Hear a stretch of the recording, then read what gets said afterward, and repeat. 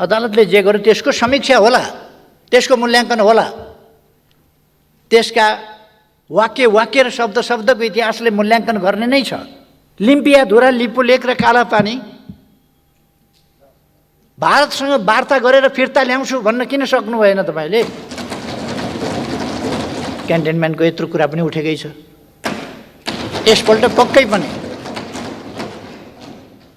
यत्रो गठबन्धनको सरकारले यस कुराको छिनोफानो गरेर नेपाली जनतालाई जवाफ दिनेछ। दुनियाँमा एउटा नजिर नयाँ कायम भएको छ, अदालतबाट प्रधानमन्त्री तोकिने, विश्वमा पहिलो रेकर्ड होइन भने कसैले बताइदिनुहुन्छ भए हुन्छ। अन्त पनि यस्तो रेकर्ड थियो, मेरो जानकारीमा अहिलेसम्म त्यस्तो रेकर्ड भएको थाहा छैन। म एउटा सत्तापक्षका मान्यजीहरूलाई आग्रह गर्न चाहन्छु, अदालतलाई धेरै विवादमा ल्याइरहनु पर्ने छैन। तपाईँहरू जसरी विवादमा ल्याउन खोजिरहनु भएको छ अदालतलाई, अदालतले जे गर्यो त्यसको समीक्षा होला, त्यसको मूल्याङ्कन होला, त्यसका वाक्य वाक्य र शब्द शब्दको इतिहासले मूल्याङ्कन गर्ने नै छ। कोही पनि इतिहासको खरो मूल्याङ्कनबाट उम्किन सक्दैन। प्रधानमन्त्रीबाट हट्नु परेकोमा किञ्चित चिन्ता छैन।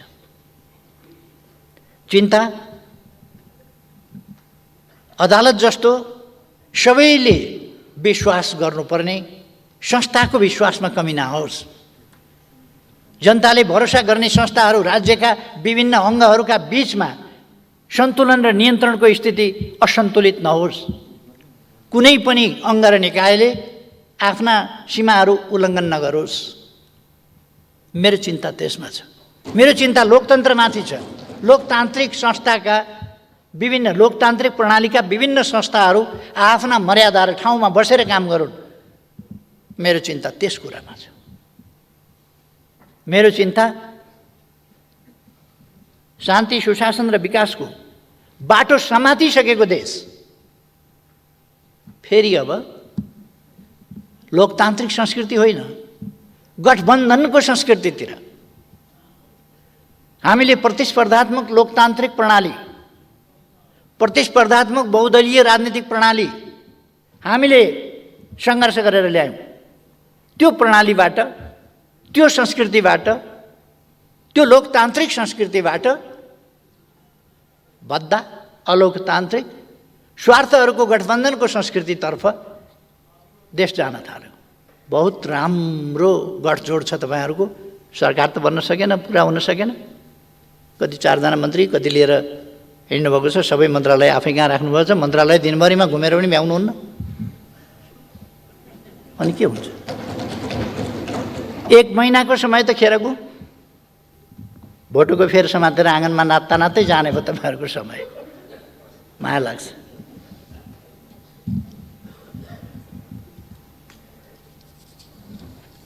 एमसीसी बिर्सिनु भयो क्या?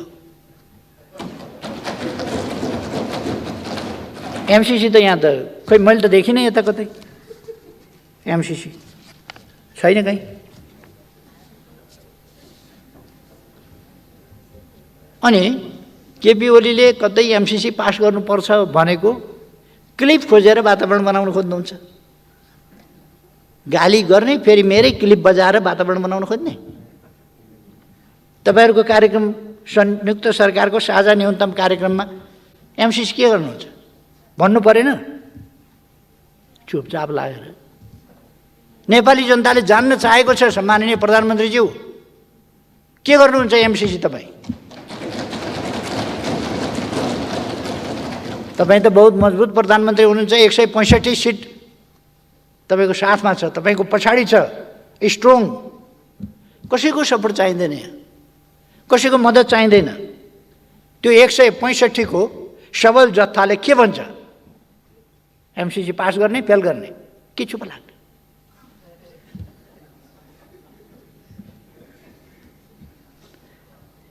त्यही भएर म भन्छु जस्केलाबाट छिर्ने आदत नगरौँ। सरकारमा त छिरियो, सबै कुरामा जस्केला।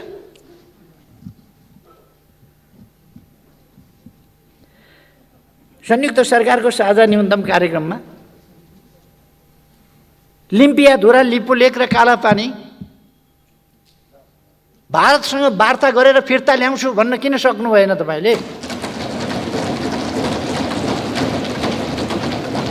लिम्पियाधुरा, लिपुलेक र कालापानी भनेको समस्या हो भनेर समस्यामा राख्नुहोस्। समस्यामा के लिम्पियाधुरा, लिपुलेक र कालापानी समस्या हो? हाम्रो अभिन्न भूभाग, हाम्रो पवित्र भूभाग समस्या हुन्छ? समस्या समाधान गर्ने यो भने के? यो समस्या हो भने त तपाईँले छोडिदियो भनेदेखि त समस्या समाधान होला नि। के भनेको यो समस्या समाधान गर्छु भनेको? स्पष्ट रूपमा हाम्रो भूमि हामी फिर्ता लिन्छौँ भन्नुपर्छ कि यो समस्या हो समाधान गर्छु भन्नुपर्छ? यस्तो खुट्टा कुमाउनु पर्ने कसले बनायो? छिमेकीहरूसँगको सीमा विवाद कूटनीतिक पहल केबाट चाहिँ केबाट छिमेकीहरूसँगको सीमा समस्या टुङ्ग्याइनेछ भनेर। कुन कुन छिमेकीसँग, हाम्रो छिमेकीहरूसँग भन्नाले कुन कुनसँग कहाँ कहाँ के सीमा समस्या छ? छिमेकीहरूसँगको सीमा समस्या कहाँ कहाँ छ? के छ? कति साह्रो डराएको सरकार भने? डराउनुको पनि हद हुन्छ नि। जिब्रो पनि रगत आइसक्यो होला चपाउँदा चपाउँदा। असमान सन्धिहरूको सम्बन्धमा के गर्ने भन्नुभएको छ? कुन कुन असमान सन्धि?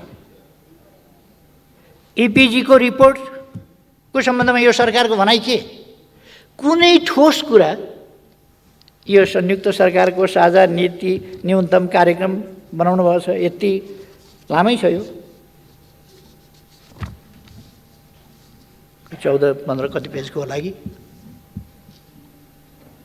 यसमा ठोस तोकेर चाहिँ केही पनि बोल्न सक्दैन। लिम्पियाधुरा, लिपुलेक, कालापानी फिर्ता ल्याउँछु भन्न सक्दैन। एमसिसी यसो गर्छु भन्न सक्दैन। छिमेकीहरूसँग कहाँ कहाँ समस्या छन् त्यो भन्न सक्दैन।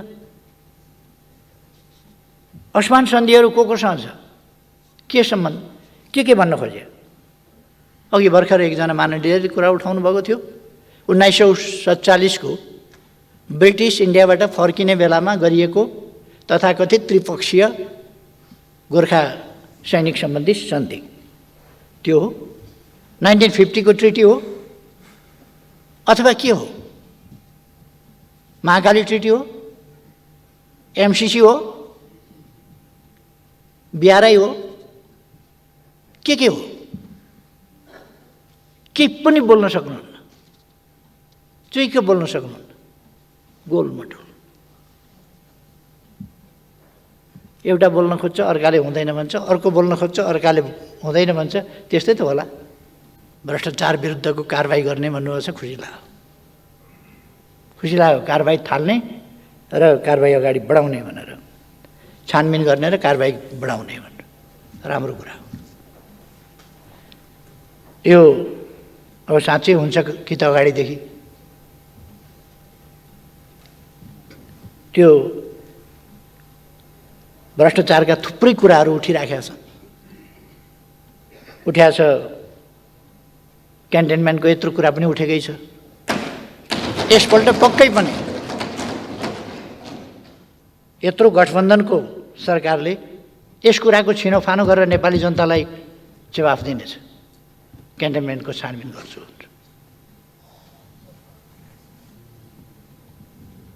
ललिता निवास पनि गर्छ होला, माता तीर्थको पनि गर्छ होला, अरू विभिन्न सर्दु जलाजार क्षेत्रको पनि अवश्य हुन्छ होला।